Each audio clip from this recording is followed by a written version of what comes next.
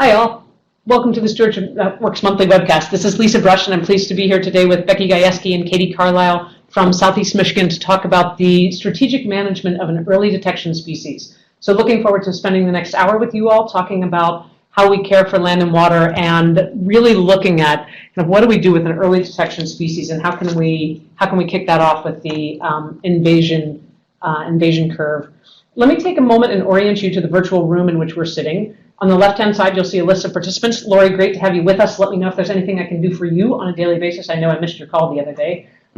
Take a moment and go ahead and also make liberal use of the chat box. So in the below chat box, you'll see where Sasha has introduced himself from the Minnesota DNR Forestry.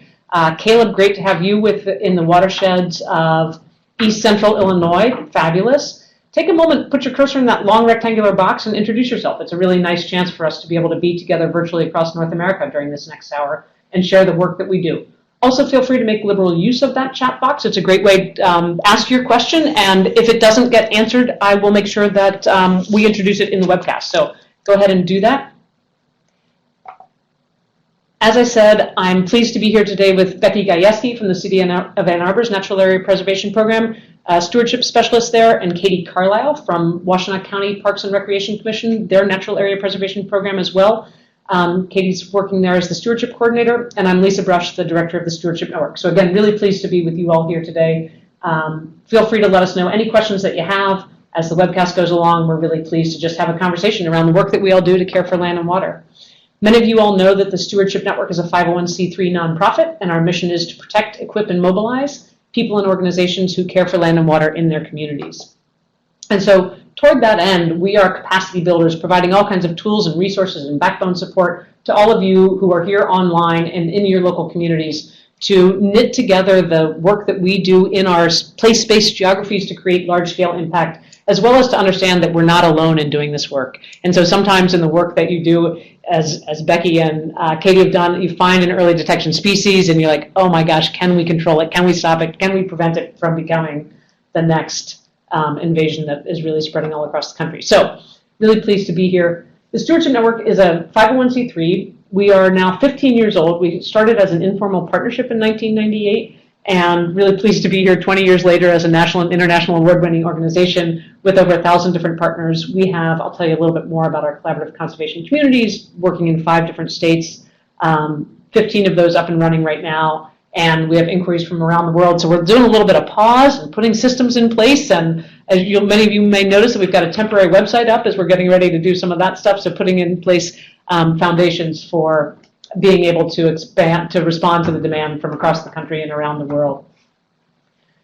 We are actually all about collective impact. We're the neutral backbone organization that is only here to support you all in the work that you do. So we're about creating alignment and common agendas, kind of continuously communication around all the kinds of work that we do, doing mutually reinforcing activities so that we can all become stronger in the work that we do, and then sharing the shared measurements and the impact.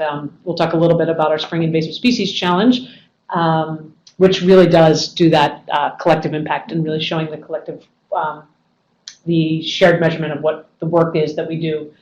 Our collaborative conservation communities are the backbone of the work that we do. They operate in a specific geography. They're locally defined and controlled. They're made up of both organizations and individuals, have broad community representation, and they engage in on-the-ground ecological restoration, on-the-ground conservation action, and then volunteer and professional development, learning and engagement of the community. Katie and Becky and their crew will be talking tonight out in the community, helping them learn and engage with the work that they're doing here. As I said, we work with thousands of different partnerships. You all online are part of that. Gary, glad to have you here from as a Maine State horticulturist. And exactly, you're working with a lot of that kind of stuff. So you all are a great representation of the kind of partnerships that we have. All volunteer to international NGOs, municipal, state, federal, tribal governments, private contractors, researchers, educators, academics as well. So we're really pleased to be able to work with all of you. It's a great privilege for us. Those of you online who may not be part of our collaborative conservation communities in specific geographies, I want to encourage you all to take advantage of some of the things that we have that you can tap into right now. Of course, the monthly webcasts. each and every second Wednesday. So if you're new to the webcast, put it in your calendar as a recurring event right now. Each and every second Wednesday of the month, you'll find us here during the Eastern Time Zone's noon hour, doing a broadcast on all kinds of different topics. We've done well over 100 of these, over 150 of these. We have a searchable events calendar, a job board if you're looking for a job or looking to hire somebody in stewardship. It's a great place. As I said, these presentations are archived, so you will find those online as well, so you can tap into those resources. We have, I want to thank you all online who are donors to the Stewardship Network. We have our summer fundraising drive right now, which enables us to do free monthly webcasts, as we have done for over 13, 14 years now. So thank you all who are donors to the Stewardship Network. If you're not right now, you can add your tax-deductible contribution to our summer fundraising drive, help us meet that goal. I also want to encourage you all to, we're in the waning days of our Spring Invasive Species Challenge, and again, this is a chance to show the collective impact that we all have. Many of us, when we're working alone in our communities, or even sometimes in our organizations, really feel like it can be overwhelming, and sometimes you just want to go pull the covers over your head. How the heck are we going to make this work? But to really know that we are all out there across the country doing this work to care for land and waters around ecosystem resilience, and encourage you to realize the collective impact that we all do have. So go ahead and learn a little bit more about our Spring Invasive Species Challenge, and save the date. January 17th and 18th, we will come together in person in East Lansing, Michigan for our annual Stewardship Network Conference. So save the date, January 17th and 18th. We'll be announcing more information about keynotes. The call for abstracts will be coming out soon as well. So encourage you all to put that date in your calendar, and we'll look forward to seeing you in person, if not next month on the webcast. As I said, I'm Lisa Brush with the Stewardship Network, and I'm really pleased to be here today with Becky from the City of Ann Arbor's Natural Area Preservation Program, and Katie from Washtenaw County Parks and Rec's Natural Area Preservation Program as well. So with that, I will encourage you all to, all right, Rob, thanks so much. Rob's doing a little bit of helping us get to the next stage here.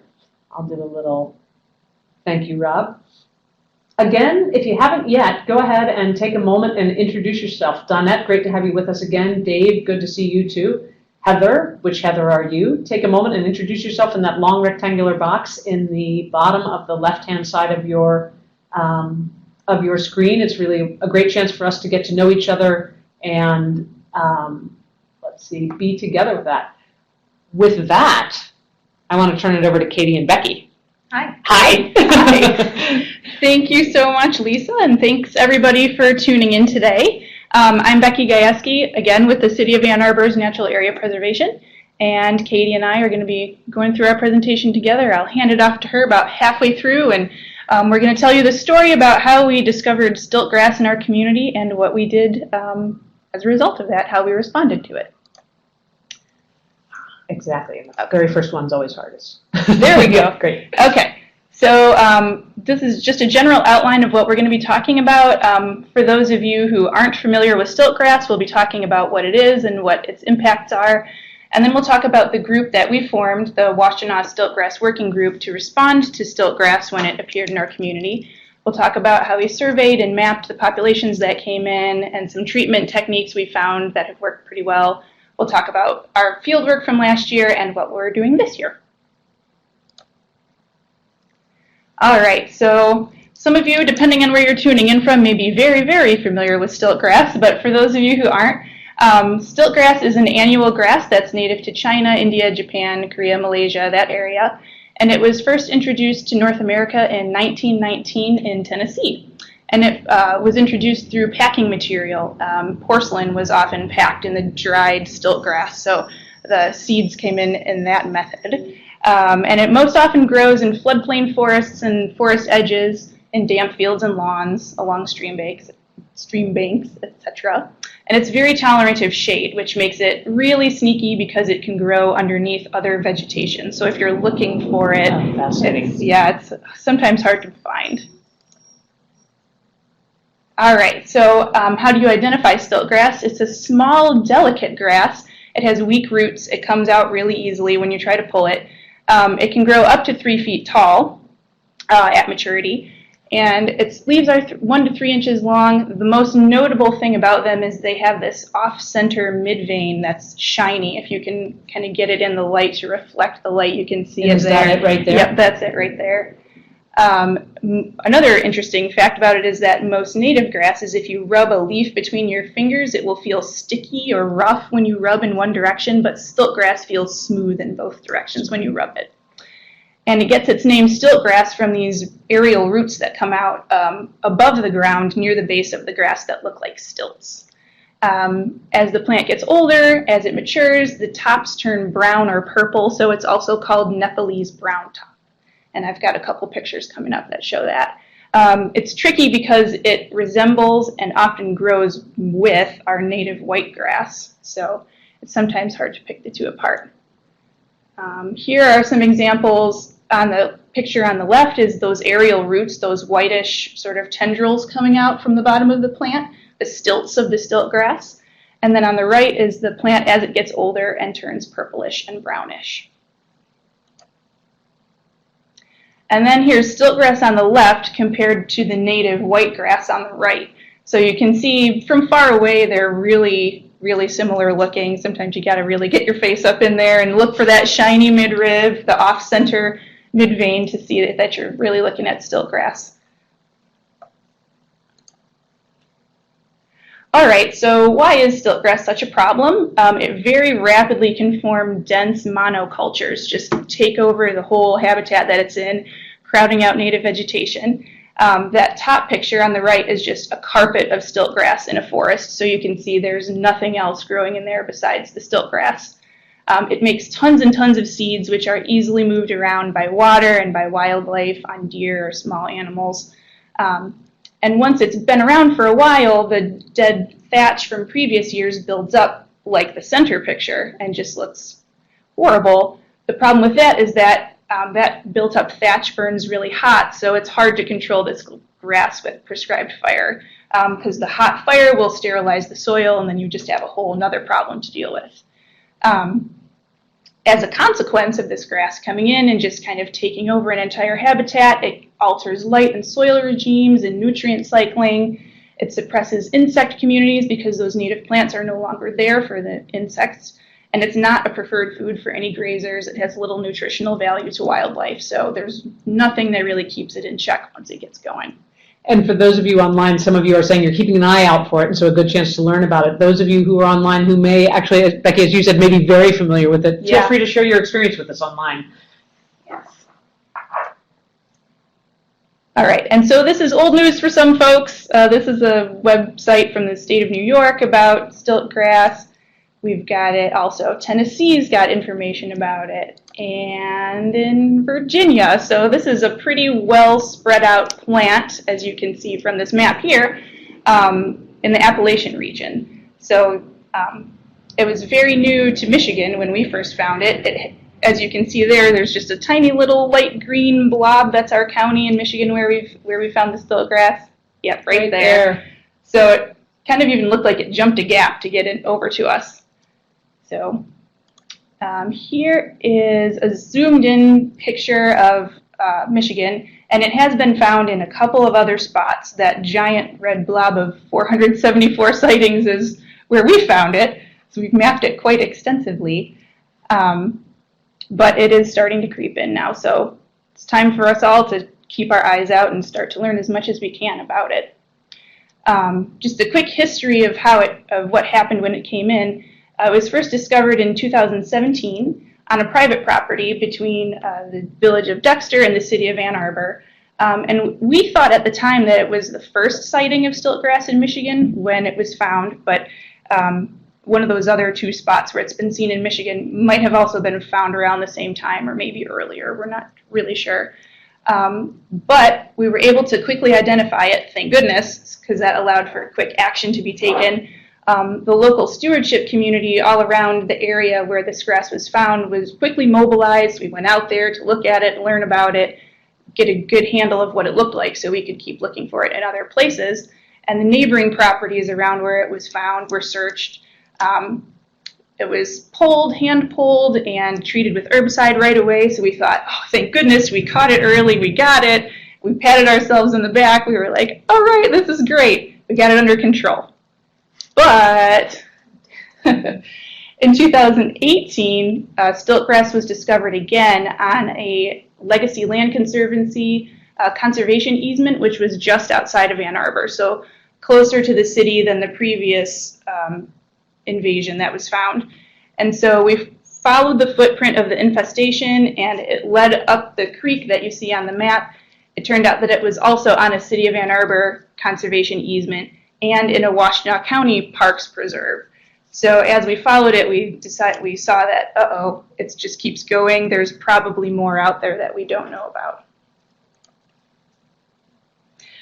So we got our strike team together. We've got myself from the City of Ann Arbor Parks Department, the Washtenaw County Parks Department, Legacy Land Conservancy. We brought the Stewardship Network in. We've got our SISMA, our local SISMA we got involved with, the Michigan DNR. So we kind of sounded the alarm. We didn't have it under control like we thought we did, and it's maybe even farther out than we realized. We've got to get together and do something quickly. I guess it was sort of fortunate that it showed up where it did because it crossed all those jurisdictional boundaries, and we could all come together as a group together to try to figure out how we could deal with it. And the other great thing was that each organization that came in brought a different area of expertise to the overall group. So some of us are really experienced with outreach or mapping or treatment methods. So it was great to have that collaboration right away. And then let me ask Becky and Katie, will you, one thought is at some point, and it doesn't need to be now, but is to talk a little bit about the, that's a tricky thing to bring together all those different jurisdictions. So you've got governments, you've got nonprofits, you've got private property owners. So I don't know if you want to talk about some of that issues now, or if that'll come a little bit later. But that's a really, how do you get your decision makers to authorize your time to spend time on city property when you work for the county, or when private property when you, so. Yeah, I can say for me anyway, most of the Stiltgrass technically that was found is outside of the City of Ann Arbor, and I work for the City of Ann Arbor, so it was hard for me to be spending time in this area that's not even inside the city. But it was on our conservation easement, so we were concerned about it from that perspective. And just kind of looking at the overall view of where it was found and trying to anticipate where else it might be, it looked like it could be close to or even in some of our other city-owned parks and natural areas. So we decided that it's better to get in now on the ground floor and try to get it early before it gets to those other parks and natural areas where we'll have to deal with it anyway. So personally working for Washtenaw County, I was limited treatment-wise to just working on Washtenaw County property. So boots on the ground, our preserve, which kept our hands full, and I didn't really need more Stiltgrass than that. But outside of our preserve, we were able to do more outreach, PR, leading meetings, things like that. So it really depended on our property. We could do treatment, but then outside that, we could just do a lot of PR and try and get the word out. That's great. One of the things I know that we talked, there are the mutual aid agreements when an emergency happens, and so firefighters from across jurisdictions or police from across jurisdictions can come together across their jurisdictions to do that. And there's an existing mutual aid agreement, but at the beginning of this there wasn't. So just introducing that concept to folks who are thinking about this online, as you're thinking about how do you work cross-boundary, some of them, your hands really are tied by your jurisdictional boundaries. And so how can you develop agreements so that you can do that? A big part of it, too, is finding the hands that weren't tied. So like landowners, they would talk to their neighbors, or land conservancies could do, different types of outreach and different types of treatment, really getting volunteers to help. Those sort of things were really crucial because everyone kind of had their own limitations. But together we could fill in those gaps. Right. Or we, the Stewardship Network, can easily take funds that we can then distribute right back out to you all. And so again, playing to everybody's nimbleness where you have it. And it was helpful too, I think, that we all knew each other already anyway, and we had good working relationships with each other. So it was easy to bring the group together in that sense. We knew who to talk to and who to bring in, and think about the Huron River Watershed Council. This is really close to the Huron River. We should probably bring them in. So that previous knowledge was helpful. So that also makes me think, I don't know if this is a good time to talk about too, because I also think about in many communities where I think about the folks in Maine who are saying you're looking for it, and I just think about what if somebody found it in Maine? So Andrea, you're online here. You were the private property owner who found it. And we did have those relationships because of the existing groups like Wild Ones or our Stewardship Network Collaborative Conservation Community. And so that we did have both those professional relationships among professionals, but we also had them with private property owners. And that's so that if you were Andrea and Jim, thank you, Jim, as well, but you didn't have those relationships, you might not know it might be harder to do that, but you all were able to really mobilize quickly because of that. Yes, definitely. And then Nancy asks, did the working group have a formal organizational structure? Not really, Right? no. And again, it goes to the existing relationships. Yeah. One of the things that we've been doing, so I'm going to chime in a little bit of Stewardship Network stuff, but we've been talking about our collaborations, cross-boundary collaborations, and one of the things that we do, that kind of backbone organization stuff that I was talking about, is that the foundation is connectivity and trust. Mm-hmm. And so we had already developed that connectivity and trust so that we didn't have to go to a formal agreement piece, because we knew that. But absent that, that's where we might have started. Mm-hmm. And we might have, I'm going to say the words, wasted time, knowing that I don't mean that truly, but we would have spent some time on that when we could have been out in the field. Yeah. Right, exactly. Yeah. Yep. All right. Great. So, all right, we first found the Stiltgrass. Now what do? We definitely wanted to make sure to get private landowners involved, because the areas that we were looking at there were just completely surrounded by private lands where we figured Stiltgrass would be. We had volunteers within that neighborhood kind of out walking around and reporting to where they were seeing Stiltgrass back to us. So from those initial reports and from looking at maps of where the creek was flowing and other potential connections, we kind of came up with a hot zone of where we figured Stiltgrass was likely to be. And we sent out a brochure to over 600 people in this hot zone, asking them to look for Stiltgrass and report back to us if they found it. And we set up a dedicated email address and a Google Voice number so that they could just call that number or email that address, and we could respond to them directly. We also developed a door hanger, and we had some volunteers and some interns going door to door in the houses where we thought Stiltgrass was immediately in their yard or would be immediately threatened. So from that outreach, we got permission from some of the neighbors or most of the neighbors in the area to go onto their property and actually map where the Stiltgrass was. On that map there, those red blobs and tiny red dots are all of the areas that we mapped, or I should say, some of the areas that we mapped with Stiltgrass last year. The mapping was done by staff members. If it was on the Washtenaw County land, for example, Katie and her staff members mapped it, or if it was on the City of Ann Arbor Conservation easement, we mapped it. And then volunteers were out mapping on the private properties. And a good sort of side benefit from that is that other neighbors often saw us out while we were mapping and wondering what we were doing, and so we could sort of spread the word that way and show them exactly what we're talking about while we were on the ground. So as I mentioned, all of our results were put into a map like this. Everybody kind of just sent me their GIS files, and I put them all on a web map so everyone could see them. And we just continued from there. So this is a zoomed out view of the map we were just looking at. The blob kind of down by the bottom was the area that we were just looking at. That was from last year, a big chunk of what we had mapped. Up in the upper area, that was where the initial invasion was in 2017, where we thought, we've got it under control, yay, that's it, it's done. But nope, we were not quite right. So then we moved to that area towards the south of the map, and then later on in the season found that whole other chunk, the additional areas that were discovered in 2018. So now we were looking at a bigger picture. You can see the Huron River flowing right between those big populations, and we were thinking, okay, so now this is potential for even a farther spread than we realized. Not only do we have this network of creeks where it could be moving around, but we also have a larger river. So it was growing larger in scope as we went. So we thought, oh boy, we might have to be shifting our goals here. This invasion curve shows what kind of happens over time as an area gets more and more infested and it gets more and more expensive to control invasions.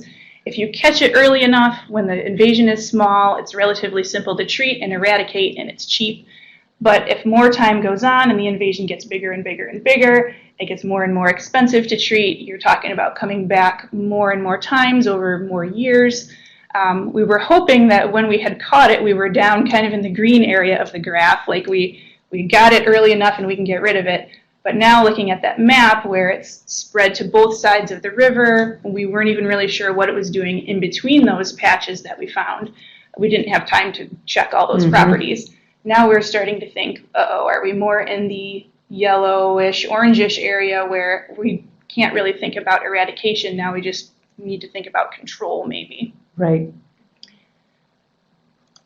So these were questions we were asking ourselves as the season went on last year. It was definitely a bigger problem than we first thought. So we thought, how do we move forward from here, and are we in over our heads?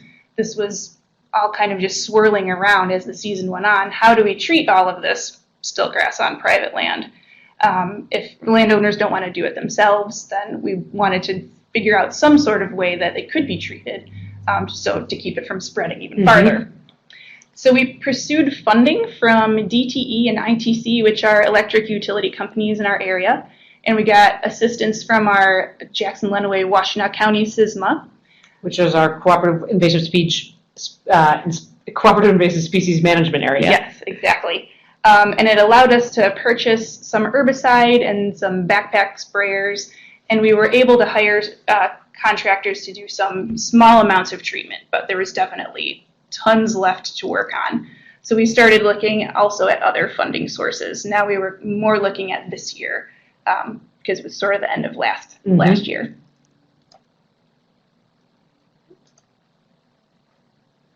All right. And we also, as we're thinking about all this, we also wanted to increase public awareness even more. We had done a public meeting in August of last year for the neighbors, mostly in the hot zone, and other neighbors that might be interested. We're actually doing the same meeting again today for this year. And so at that meeting, people could even sign up to volunteer if they wanted to go out and look, or they could just tell us that they wanted their property surveyed, and the more information we had, the better. Coordinating everybody, though, was a pretty big job, especially when there were lots of volunteers and lots of hours to keep track of and data coming in. And this was best suited for a lead partner, which thankfully Legacy Land Conservancy, Dana Wright at Legacy Land Conservancy, kind of stepped up and became that partner. And so she organized all the volunteer effort, and she sort of tracked what all was happening, who had been surveyed, who had been treated. And that was a great big help, because Katie and I, our hands were kind of tied on all this private property. We couldn't do a whole lot.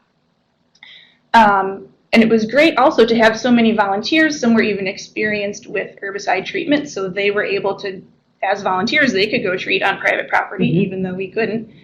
And we put informational signs up at nearby parks and preserves. We got, as I mentioned, we got contractors to treat on private property. So we just spent a lot of time trying to get the word out and trying to get a lot of people involved to work in the private property areas. And so I'm going to turn it over to Katie now, and she's going to talk about some of the treatment that we did. That's great. And maybe as we take a pause here with the switch, let's just remind folks that you're tuning into the Stewardship Network's monthly webcast, and we're here with, you were just listening to Becky Gajewski from the City of Ann Arbor's Natural Area Preservation, and we're turning it over to Katie Carlisle from Washtenaw County. And feel free to ask any questions. One of the things I want to make sure that we just touch on a little bit, that Gary asked, any sense of how the original infestation came? I mean, this is one of our challenges as natural area managers. You know, when we find it first along a trail, we can say boots, you know, or something like that, or deer, or any sense of where that very original infestation came? Yeah, correct me if I'm wrong, Katie, but I think it was that the thought was that contractors had brought it in. Gravel, I think. Gravel, right. Gravel We first found, Yeah, that was our best working hypothesis, but we're not positive. Right. Yeah. And then, so that's exactly, so we feel like we found it on a load of gravel there. And then the question of, you know, and then now it's being spread both by deer, right, who are walking along those paths, and then currently finding it maybe being spread by lawn mowing contractors. It seems likely. I think so. Right. Yeah. So a lot of the outreach has also been around that. Okay, good. Yeah. Well, thanks. Then let's talk a little bit about then how do you go about tackling this whole thing? You have stiltgrass, what do you do? So while all this PR and outreach was going on, we were also having to treat the Stiltgrass. And so there's a few different treatment options. It was really an all hands on deck effort, as Becky mentioned, between with volunteers, partners, municipalities. Everyone was just doing what they could and with their limitations. And then we were also trying to give options for people that had it on their own property. And the nice thing with that too is that there are a lot of different options. So depending on what people had for resources, for their budget, for their land type, or even personal preference, there are a few different options that you can do for treatment. So that's what I'm going to go over, or at least 3 of them here. The first one is just hand pulling. Takes a long time. I'll get into a few details. The second one that we tried was propane torching, and then the third one was herbicide.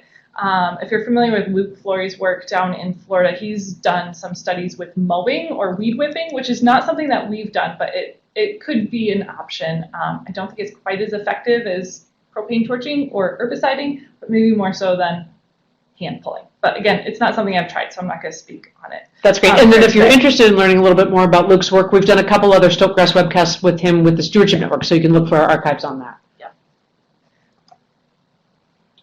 So the first one we tried was hand pulling. It's a very, very tedious job, but it might work well if you have a really small infestation or a very small area that it's in. It does take a lot of time. As you can see in this photo here, I like it because the Stiltgrass is hiding beneath the poison ivy. So it's just kind of, it's not fun. And it takes a long time, but it can help. And it's ideal in late July to August. So once it's grown up a little bit bigger, you can see it and you know that it's there. Like you don't come back 5 times later and it's still coming in, which is what I tried last year. And you want to do it before it goes to seed, because then obviously by pulling it, you'd be spreading more seed. So we don't want to do that. That's great. And then for folks who know, we are sitting in southeast Michigan. So Yes. in terms of that time frame, that July time frame is in For southeast Michigan, and it's a little bit later if you're farther north and probably earlier if you're farther south. Yes, good point. Another thing with it is that we disposed of it with our waste. Sometimes with other invasive species like garlic mustard, we might send it to industrial compost, but we just didn't want to risk spreading it, being a vector ourselves by sending it to compost, so we sent it to our trash.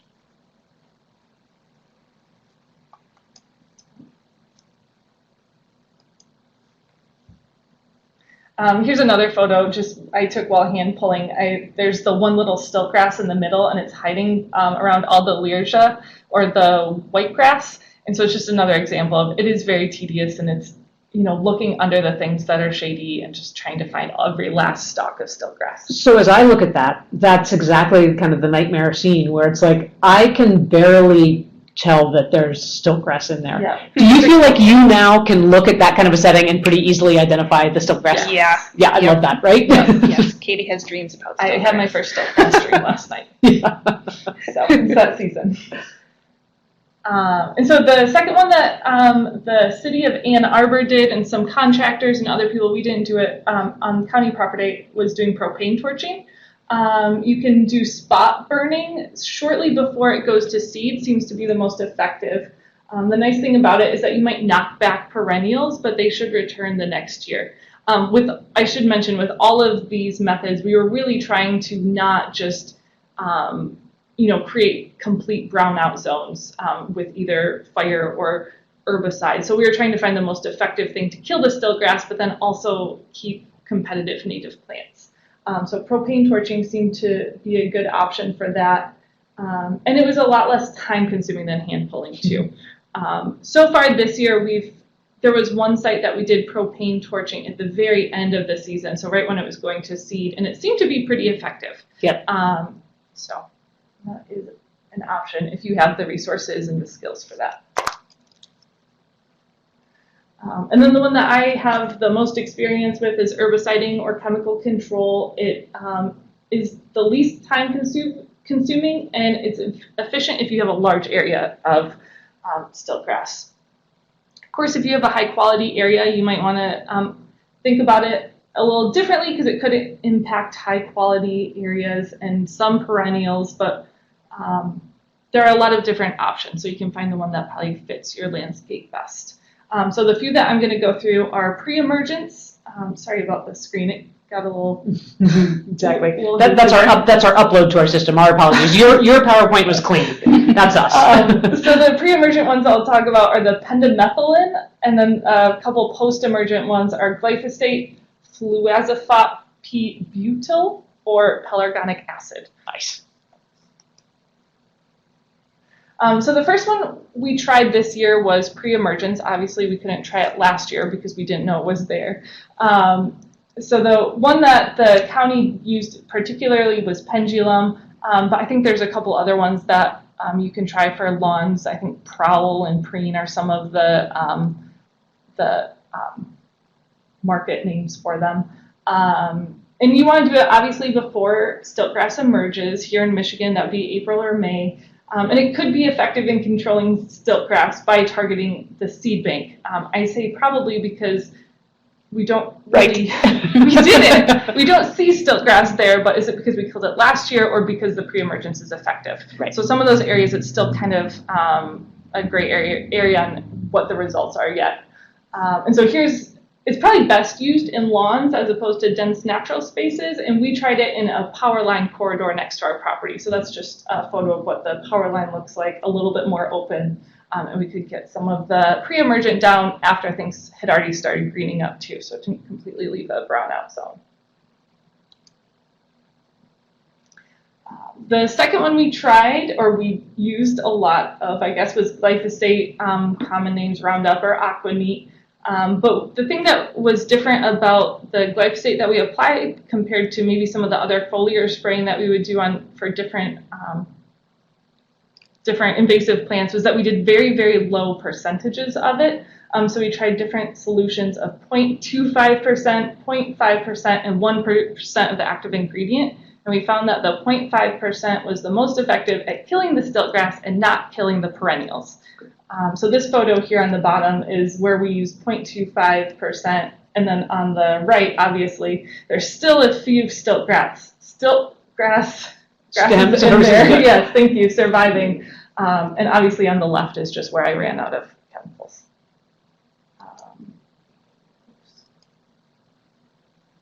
And here is, I'm really happy about this photo. This is one that I took a couple weeks ago, and it was an area that we sprayed last year.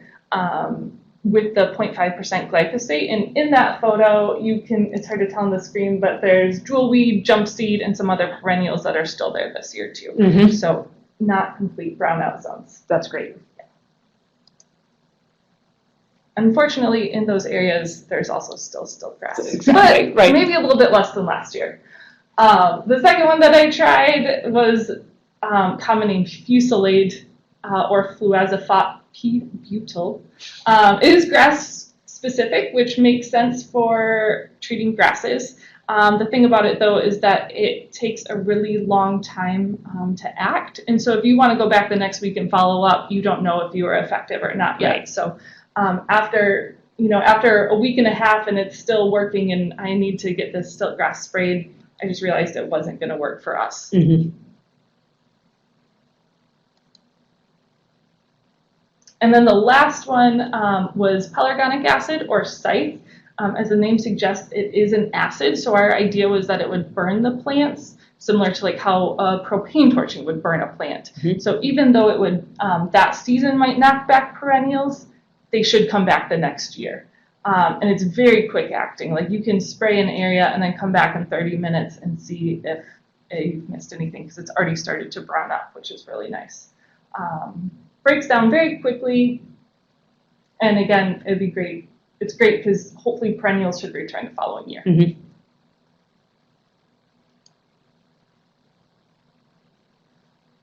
So 2018, right? We treated 200 acres. I would say we surveyed a whole lot more than that, but the areas that we actually treated were 200 acres. Of that, what would you say is the percentage of stiltgrass found? Like what percentage of the actual area of stiltgrass? Is that 10%? Is it 70%? Mm-hmm. And I know I figured out the exact number last year. Roughly, exactly. Any sense of rough? I want to say it was probably about maybe 5%, Mhm. 2 to 5% actually, total area of Stiltgrass. Yep. Some of the things we learned with treating specifically that it was effective where enough was applied. So a lot of times we would apply herbicide, then we'd go back a week later to see if it was effective, and there was like a bullseye ring around it. So there are ones around the outside that were missed, or if you're familiar with treating like crown vetch, it kind of layers on top of each other, and so the ones on the bottom were still thriving. So it was really, you had to make sure you were spraying enough to reach all those layers. And then we found that pelargonic acid and glyphosate, as I mentioned before, were the most effective. Torching also effective, but much more time consuming than foliar spray. Mhm. And hand pulling, again, it decreased the amount of Stiltgrass. I wouldn't say it eliminated it, and it was very time consuming. There was an area I went back about 5 times and it just was still there. Yep. And it took a lot of time every time. Do you feel like some of that is roots breaking off? It's Just hard to tell. tedium? Yeah, exactly. Yeah, Yep. I don't know. Yep. And just with all these methods, like expect to find more, expect to follow up. I think that was one of our biggest lessons learned, was just you're gonna find more Stiltgrass. Right. I go back to check one site and you walking there and there's a new patch of Stiltgrass that you missed, a couple weeks prior. So, Can you all talk a little bit, and maybe let me know if this is the time to talk about this. What about decontamination? How are you all doing that? that's really important. Right. Well, I know every time I go there, I bring a boot brush with me Mhm. or take my boots off. I Yep. think that's the biggest Yeah. one. I think that's what our field crew did too, is they just made sure to scrub their boots really well, scrub the bottoms of their pants too, and the seams and the cuffs and stuff. Yeah. If you are using equipment, you'd have to maybe use like a leaf blower to spray it off afterwards when you're still at the site. Right. We're not driving vehicles, into the site, like our gator, we're not bringing that in Mhm. because we don't want to track any Stiltgrass out. So, Yeah. Yeah. Yep, exactly. But a Yeah. huge, right. yeah, really good point. And then one other thought before you go, Oh. just in terms of Yeah. the idea that Nancy asked, kind of when you talk about effective, 80% kill, 50%? To go back last year, the areas that we sprayed, I would say it was dead. in Yeah, that exactly. area, So pretty high. Right. To go back this year, some areas it looks just as lush as it was last year. Yep. Other areas, So depleting seed bank. yes. Yep. Yeah. Exactly. So some areas though that we sprayed last year, I went back a couple weeks ago. Again, it's still early in the season, so more might be coming out. But it says there's 50% less than there was last year. So just depends on how much of the seed bank is there, I think. Right. Right. Yeah. Mm-hmm. So some of the successes, I would say, we were creating our working group, the Washtenaw Stiltgrass Working Group. We successfully did outreach to over 80 neighbors and hosted 7 workshops to teach identification and different treatment methods. We surveyed hundreds of acres. And together, between professionals, volunteers, and the partners, we worked over 450 hours on Stiltgrass last year. In addition to that, we secured funding for this year, $27,000 in grants, donations, and partner match. So those are some big successes. I would also say the other thing that you all did really well was you had made it really low barrier for the neighbors.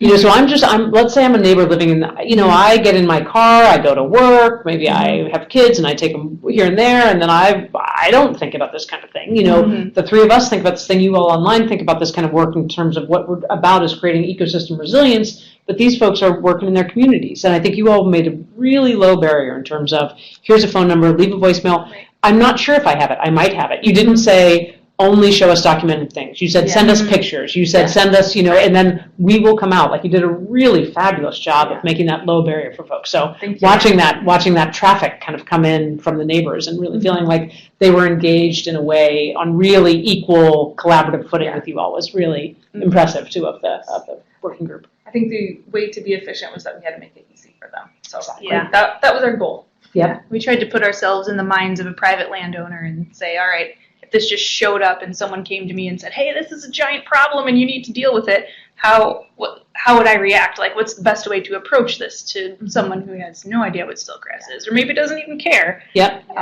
It's also helpful to have so many neighbors and homeowners as part of our working group, and we got feedback from some of the neighbors to learn from, like, this is how you can best deliver your message, and so that feedback has been really important in helping us be effective. That's great. And then one other question about, because this is always the challenge, so let's say you are a group of people, and then I remember sitting in the meeting and the question is, okay, so there've got to be some dollars out there to help us with this. We've got all the resources of the organizations and the volunteer hours and those kinds of things, but it's not gonna do it. Yeah. So where did the private grant money come from? So the DNR puts out the MISGP grant, the right? Michigan Invasive Species Program. Grant program. Yeah. And so that, in collaboration with our SISMA, was a big pot that we were able to pull from. Mm-hmm. And then the ITC. Yeah, ITC is a big electric transmission company in our area, and we got a grant from them as well. They have community grants that they do, environmental related. And again, one of the things in terms of finding funding for this kind of stuff is so much of it is also relations. I mean, so in all of this work that we do and everything that when people talk about media coverage or other kinds of things, and so I think that one of the things that in this group was having those connections. Mm-hmm. So, and then if you didn't have those connections, reaching out to somebody who did have the connection and then saying, how do we get that? So just using that, 6 degrees of separation to get those dollars there. Yeah. And I think there are now more dollars available, but just really knowing how to use that, and then knowing that the group was already set up to be able to say, we've got all this match, so this volunteer time that's both volunteer and professional. Yep. That folks are contributing to that. So exactly. yeah.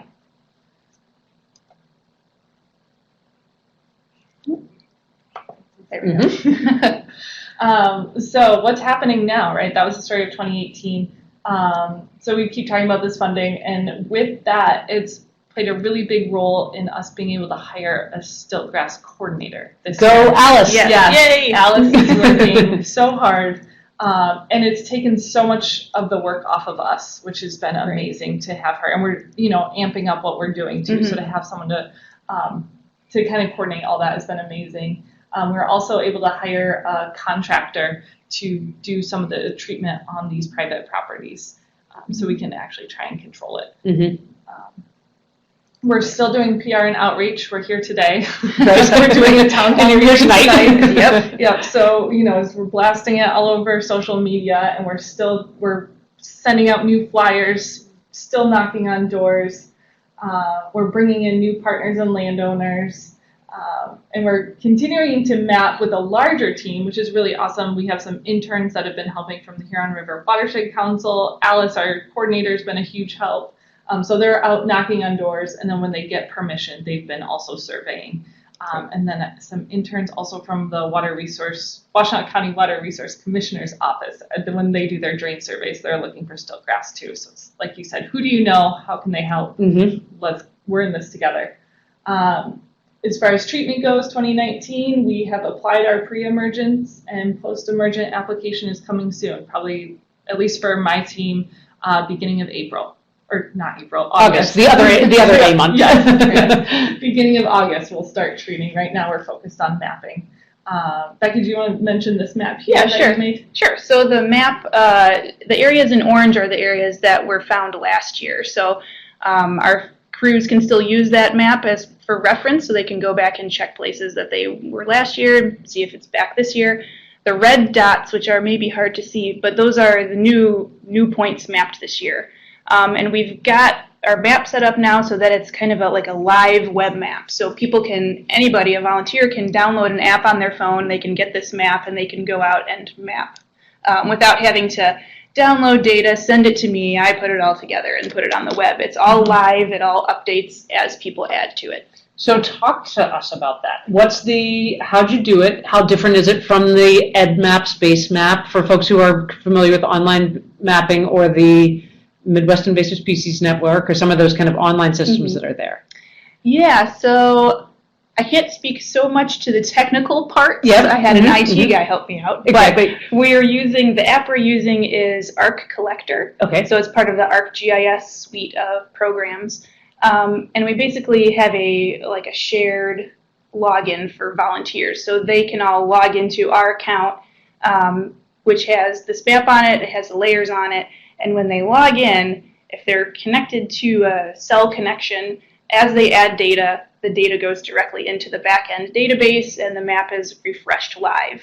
If they have a tablet or something that they don't have a cell connection with, as long as they're on Wi-Fi, they can download a copy of the map, add to it in the field, so they'll have all the data in the background map, and then it all gets saved on their tablet, and when they get back to the office or their home, they can upload it via Wi-Fi.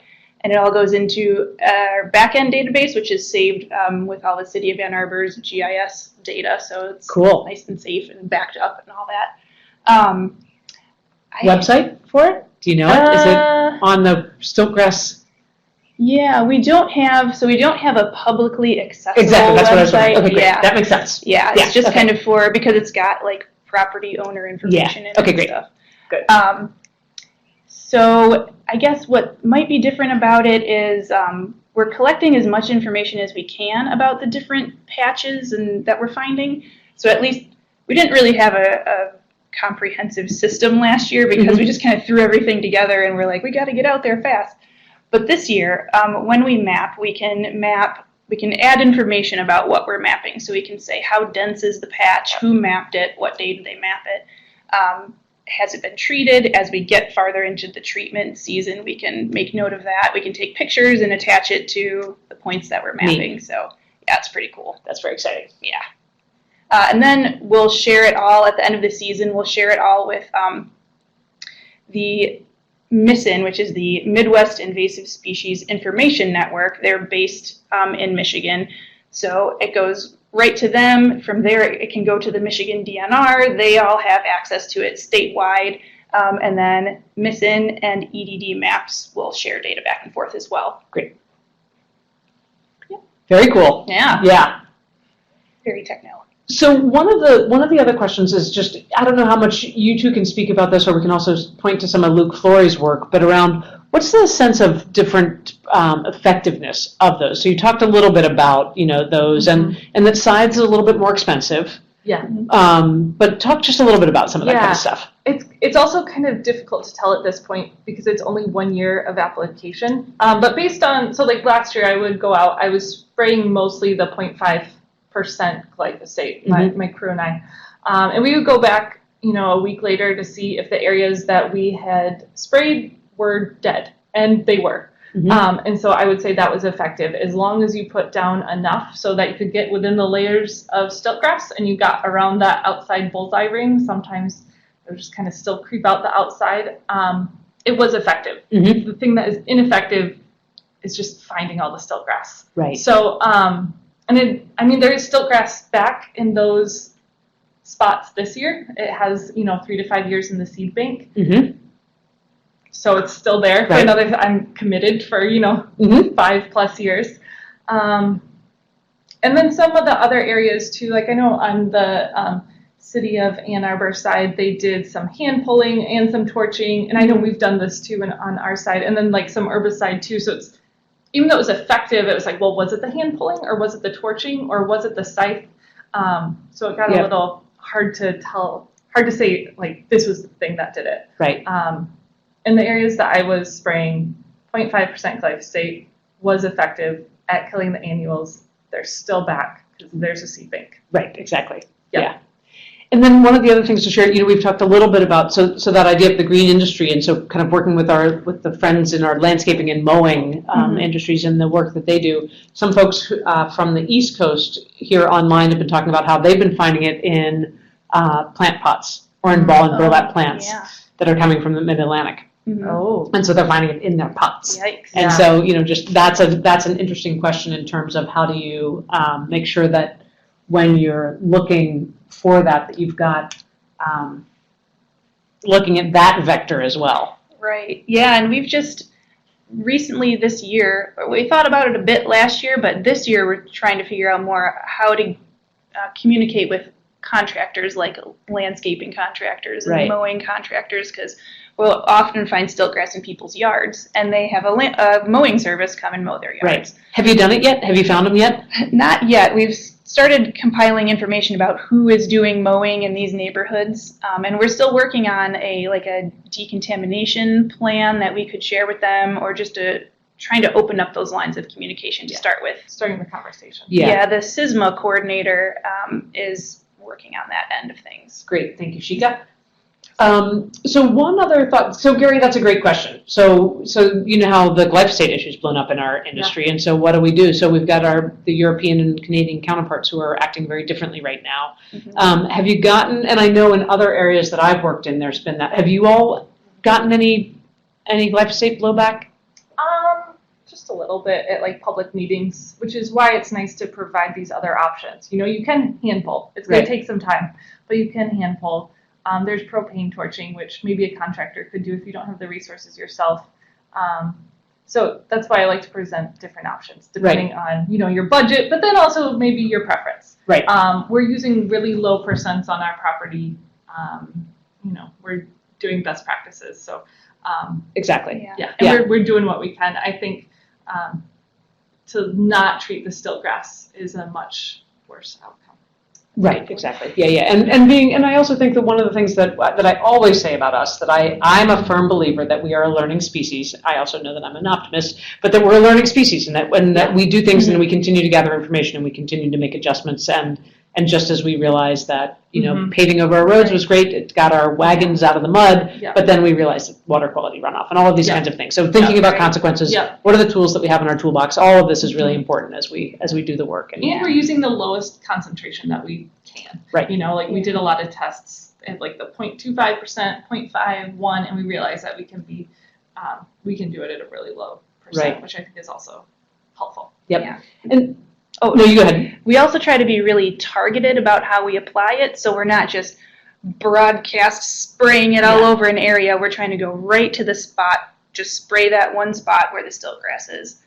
Just to be as controlled as we can be about application. That's great. And then Andrea chiming in for property owners of 5 acres or less, that you all achieved 80% reduction the first year and almost complete reduction this spring. So a lot of work, a lot of concentrated effort, and just really, exactly.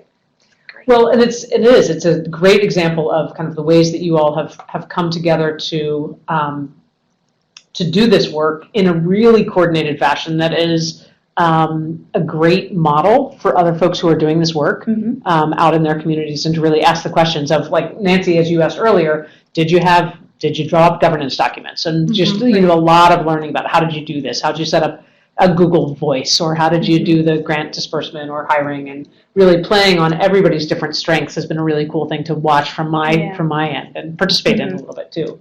Yeah, and we've had, even within our group, kind of people have divided themselves out into different subcommittees. So we've got the outreach subcommittee and the mapping and the interview subcommittee for hiring a coordinator. So we all broke ourselves out pretty well. That just kind of happened. That's great. Yeah. So if folks have questions, they can contact you. Also take a look, washenawstiltgrass@gmail.com. We'll get to Alice, who can then field those questions and disperse them out to everybody. Any in our kind of closing minutes, thank you both so much, and what a heck of a coordination, right? Yeah. Really cool. Like, I hope, one of the things that I hope that you're able to look back on it and just really appreciate what a cool effort it is, and what a great coordination it is. But as we kind of come to the top of the hour, I want to thank you all online for being with us. But any closing thoughts that you have about kind of, I know that you're in it, and sometimes it's so close when you're like thinking about what would you, in the last, now it's been almost, I guess it's been 2 years, but kind of what would you think if you were to talk to yourself 2 years ago, kind of what would you tell yourself?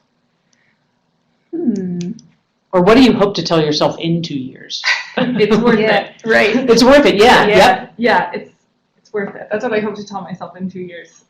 It can sometimes get overwhelming when you're in it and there's still grass everywhere, but it's nice to see a little bit less. Right. A little bit less. Yeah, that's why I put a picture of like a nice woods at the very end here. Yeah. So that's what we're aiming for. So we're trying to keep that in our minds as we go forward and try to slog through these big patches that we're finding. That it'll get there. That's exactly We'll get right. there. And I Yeah. also think that's the thing that certainly we should end on is what we're about ecosystem resilience, and we're about ecosystem, integrity. And sometimes what we're working on is controlling invasive plants, but that's not what we're about. We're about Right. ecosystem integrity. And so, yeah.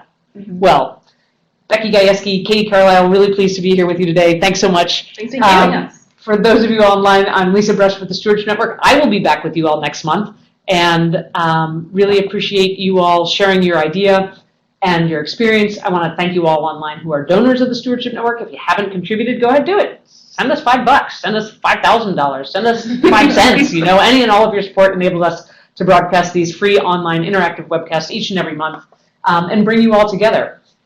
Again, our Invasive Species Challenge, if you are feeling overwhelmed by this, join the movement. So we're pulling today for native plants tomorrow. So please participate, let us know what you've been up to. We will share the collective impact of the work that we're doing. Save the date, next January 17th and 18th. We will all be together in person at the Stewardship Network's annual conference.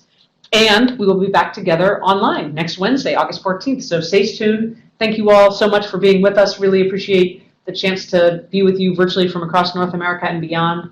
Thanks for the work that you do in your community, and we'll look forward to being together again next month. Thanks so much. Thank you.